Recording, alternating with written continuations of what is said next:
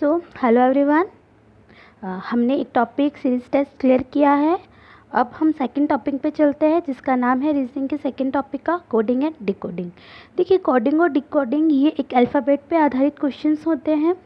देखिए, हम ए टू लेके जेड तक तो हमें सबको अच्छे से ABCD आती है, बट ये जो कोडिंग और डिकोडिंग लेवल वाले क्वेश्चंस हैं ये आपको एग्जैक्ट जिस अल्फ़ाबेट पे जो संख्या आती है वो आपको ध्यान रखनी है। जैसे मान लीजिए अभी आपसे कोई कहे यू कितने नंबर पे आता है, तो हमें इतना ये ABCD लिख के याद करने की आवश्यकता नहीं है। हमें इनको याद करने के लिए 21 सीधा बोलना होगा, है ना।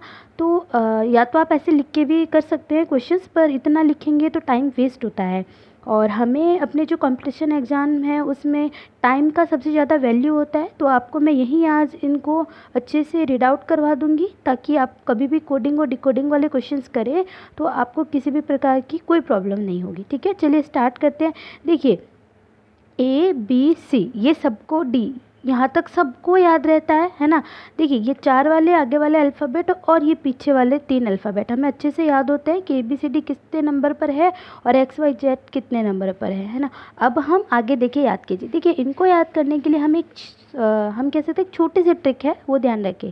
देखिए, सबसे पहले तो आपको याद रखना है EJOTY इजोटी। ठीक है, जैसे आपको पता ही है मेरा नाम क्या है, तो जैसे आप ज्योति बोलते हैं, ज्योति ना बोल के हम क्या बोलेंगे, इजोटी, है ना। याद करने के लिए ओनली फॉर।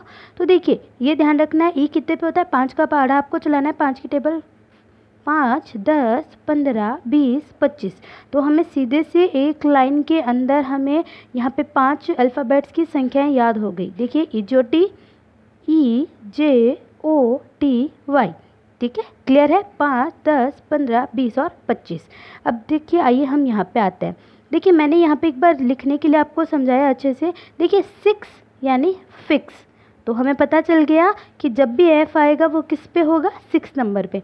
और वैसे हम इससे भी याद रख लेते हैं, इजोटी अगर हमें E पता है 5 पे है तो F डेफिनेटली 6 पे होगा। और ऐसे भी याद रखिए, तो आपको बोलना है साथ में 6 एज अ फिक्स। क्या बोलेंगे, 6 एज अ फिक्स। तो 6 पे क्या आएगा, F। ठीक है, अब देखिए हम 7 पर याद करते हैं G।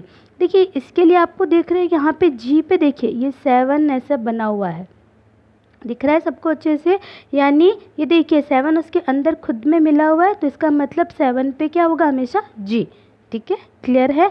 देखिए, अब ये 8 होता है H, है ना, यानी H की संख्या क्या होगी, 8। अब देखिए, ये हमारे एक इंग्लिश में जैसे हम H लिखते हैं ऐसे, है ना। देखिए, ये इस तरह से कुछ लग रहा है हमें H, यानी 8 पे क्या होगा, H। यानी मैं अगर इसको ऊपर से और नीचे से बंद कर दूं तो ये 8 ही दिखेगा, है ना। तो ये 8 यानी H। उसके बाद हम 9 पे बात करें तो जैसे हम बोलते हैं आई नो, क्या बोलते हैं हम, आई नो। आई नो का मतलब देखिए, नो या हम वो वाला नो नहीं लेंगे, नो यानी आई किस पे हो गया, नो पे। चलिए हम आगे बढ़ते हैं। 10 तो हमने यहाँ इजोटी में पढ़ ही लिया। ठीक है, चलिए हम आगे बढ़ते हैं। 11।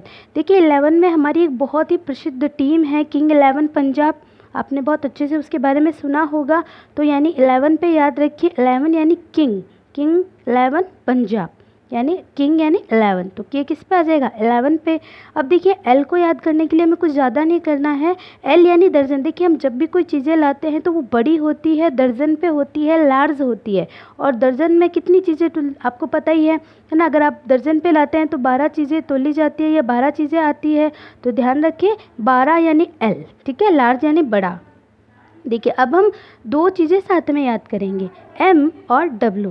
देखिए, M और W दोनों साथ में याद हो जाएंगे। देखिए, दोनों, आप एक बार मैं इसको छिपा देती हूँ, ये देखिए, यानी दोनों 3 पे। अब हमें ये पता है कि M पहले आता है कि W पहले, तो हमें पता है कि M पहले आता है तो आगे 1 लगा दीजिए, W सेकेंड नंबर यानी बाद में आता है तो 2 लगा दीजिए। इसका मतलब क्या हो गया कि M आ गया 13 पे और W आ गया किस पे, 23 पे। M आ गया 13 पे और W आ गया हमारा 23 पे। तो हमने 2 साथ में याद कर लिया। अब देखिए, आगे बढ़ते हैं। हमने यहाँ तक 12 तक याद कर लिया, 13 M हो गया। ठीक है, ये देखिए M अपना, और 14 इसके जस्ट बाद में N होगा। हमें कुछ ज़्यादा करने की ज़रूरत नहीं है। P हमने यहाँ पे याद कर ही लिया इजोटी के अंदर, सॉरी O हमने इजोटी के अंदर याद कर ही लिया। अब हम P याद करते हैं। देखिए, P आपको एक लाइन याद रखनी होगी कि पूजा, कोई भी पूजा है, ठीक है, वो 16 ईयर की हो गई है, यानी पूजा की उम्र कितनी हो गई 16 ईयर। तो हमें याद रखना है 16 यानी पी, यानी पूजा कितने साल की हो गई 16 साल की। सिर्फ याद रखने के लिए हमारे लिए ये, ताकि अच्छे से हमारे क्वेश्चन हो जाए। अब देखिए हम क्यों याद करेंगे 17 नंबर पे। देखिए क्यों से हमेशा क्या रहता है, खतरा रहता है ना, किसी की भी रानी हो तो उससे खतरा उत्पन्न रहता है। हमें पता है राजा की रानी को अगर कोई उठा ले जाएगा तो खतरा तो निश्चित है। तो यहाँ पे क्यों यानी खतरा, 17 यानी खतरा, खतरा किससे, क्यों से। तो ऐसे हम याद कर लेंगे इसको। नेक्स्ट हम पढ़ते हैं। देखिए अब ये तीनों साथ में याद करेंगे, RST। देखिए हम एक GST नाम से टैक्स को भरते हैं, है ना, बस हमें ये GST याद नहीं करना है। देखिए मैंने यहाँ लिखा है GST नॉट फॉर, हमारे लिए वो अब क्या हो जाएगा RST। तो RST 18, 19 और 20। ठीक है, देखिए हमने 20 तक बहुत इजीली याद कर लिया है। अब देखिए हम 21 पे चलते हैं। 21 यानी युवा, है ना, युवा। हमारी वोट देने की वैसे तो 18 है एज, पर अगर आप शादी करते हैं, लड़के शादी करते हैं तो एज कितनी बताइए 21। 21 यानी युवा। युवा कौन, यानी यू कितने पे आ गया हमारे 21 पे। अब जब यू 21 पे है तो वी हमें याद हो ही जाएगा 22 पे, और जब हमें वी याद हो जाएगा तो डब्लू हम याद कर चुके, एक्स वाई और जेड ये भी हमें अच्छे से याद हो जाते हैं। तो आपको ये वीडियो कैसा लगा आप ज़रूर बताइएगा। नेक्स्ट में हम इसके क्वेश्चंस लेके आएंगे, तब तक आप इसको अच्छे से तैयार कर लीजिए। Okay, thank you.